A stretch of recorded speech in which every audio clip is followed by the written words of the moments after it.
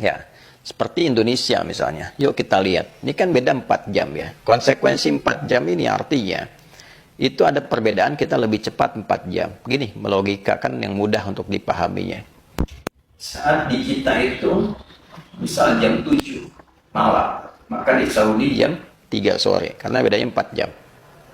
Saat di kita setengah 8, maka di sana jam 3:4. Oke? Kita jam 7 setengah 8 sudah Isya. Setengah 8 malah beres Isya. Di sana baru masuk asar, ya kan? Bahkan belum tentu juga asar masuk, mendekati ke asar gitu kan. Nah kalau sekarang begini, kalau patokan masih ingat tadi teman-teman bahwa hilal itu nampak ya setelah kan matahari terbenam di waktu maghrib, oke, pada tanggal 29. Baik, nah sekarang yang terjadi teman-teman sekalian, Indonesia ini kan lebih cepat, ya kan? Di Kamis itu malam Jumat ijtima'nya terjadi kurang lebih jam 19:29, ya kan?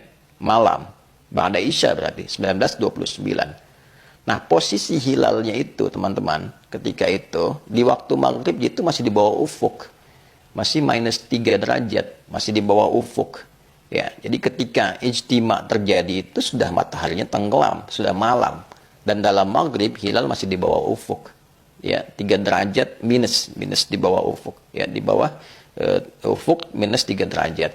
Otomatis nggak akan kelihatan, yang ru'yat juga nggak akan kelihatan, yang hisab juga menetapkan belum muncul, belum di atas ufuk, dan ijtima'nya baru terjadi ba'da Isya.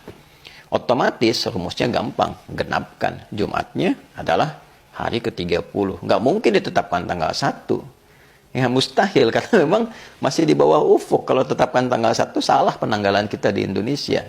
Ya, jadi berpengaruh nanti ke penanggalan dan keliru ya dalam prakteknya. Maka harus konsisten dengan matla'nya, tanggal 1-nya lusanya, hari Sabtu baru tanggal 1. Tapi di Saudi ketika Indonesia malam, Saudi masih sore.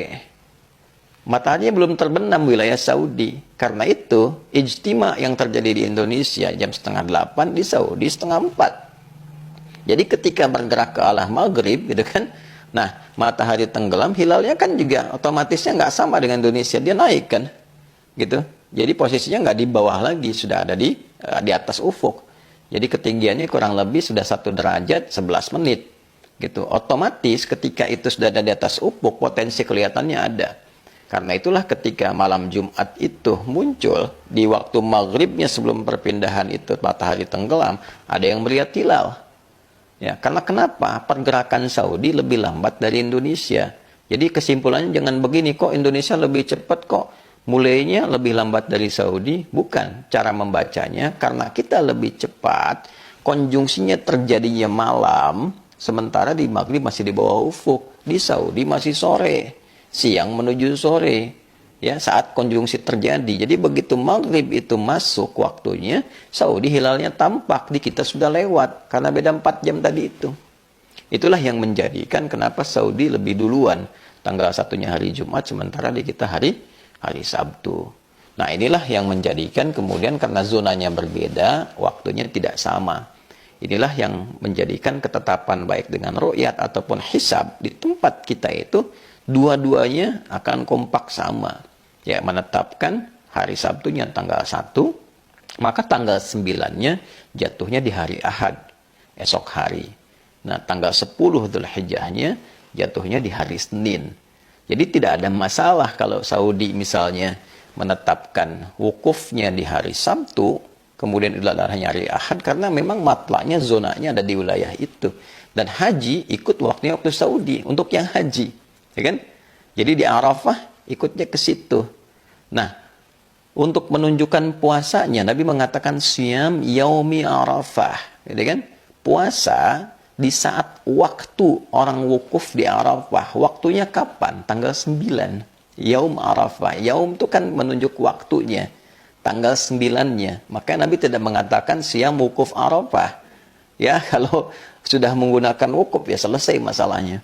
Tapi ketika menggunakan waktu, artinya tanggal berapa sih orang wukuf? Tanggal 9. Maka bagi orang wukuf dan yang satu matla di wilayah Saudi, ikuti ketentuan Saudi kapan tanggalnya. Bagi kita yang memang tidak haji dan zonanya berbeda dan tidak menunaikan haji, maka yang kita ikuti adalah penanggalan wilayah setempat. Kan? Nah, pemerintah menetapkan kapan nih? Hukmul hakim yarfa'ul khilaf. Kalau sudah pemerintah tetapkan, sudah perbedaan-perbedaan selesai.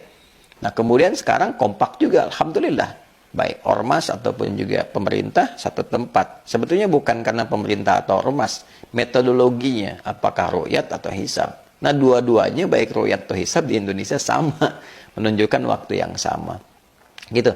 Ini satu gambaran dengan pandangan satu hukum. Jadi menurut kami dalam konteks ini adalah jangan dilihat misalnya, oh karena sana lebaran haji, maka ikut orang haji. Oh tidak demikian juga. Yang ikut orang haji itu yang hajinya. Ikut pemerintahan setempat.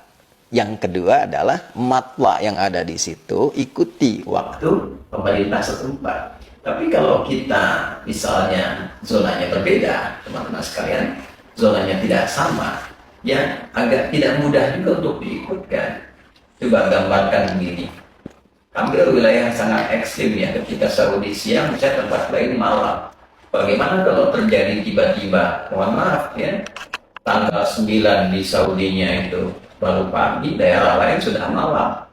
Kan nggak dapat juga waktunya, karena tidak sama.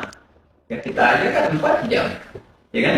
Nah Saudi masuk sore, kita udah malam hari. Saudi siang, kita udah mau maghrib. Gitu kan? Nah itu kan sudah tidak sama. Walaupun dalam konteks itu, ya tentu saja saling menghargai itu penting. Jadi kalaupun ada yang berpandangan satu wilayah sama Saudi, kapan ya ikut Saudi. Simpelnya begitu, karena ini lebaran haji, ikutnya ke waktu haji. Ya dihargai pendapat itu, tidak usah menjadi satu pertentangan yang dalam. Ya, tapi tetap juga pengetahuan yang dalam itu penting dilakukan supaya membuat keadaan itu kita lebih mudah, lebih presisi sesuai dengan turunan-turunan, dan berbahagianya alhamdulillah. Jadi berbagai macam pendekatan ini membuat kita lebih banyak mendapatkan tambahan wawasan. Lebih banyak bisa menambah porsi pengetahuan yang dengan itu kita merasakan kenikmatan berislam dengan cara yang baik. Jadi kalau ada pertanyaan kapan tanggal 9-nya, kapan Idul Adha-nya, tadi telah kita jelaskan.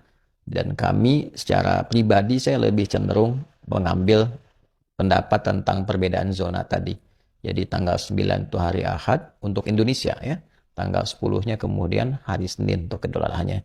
Dengan tetap menghormati pandangan-pandangan lain yang tentu punya argumen-argumen juga yang dipertanggungjawabkan, baik dalam konteks pelaksanaan pun di hadapan Allah Subhanahu wa taala. Terima kasih, semoga bermanfaat. Maafkan saya. Semoga Allah menjadikan kita pribadi yang lebih baik untuk seterusnya. Adi Hidayat. Assalamualaikum warahmatullahi wabarakatuh.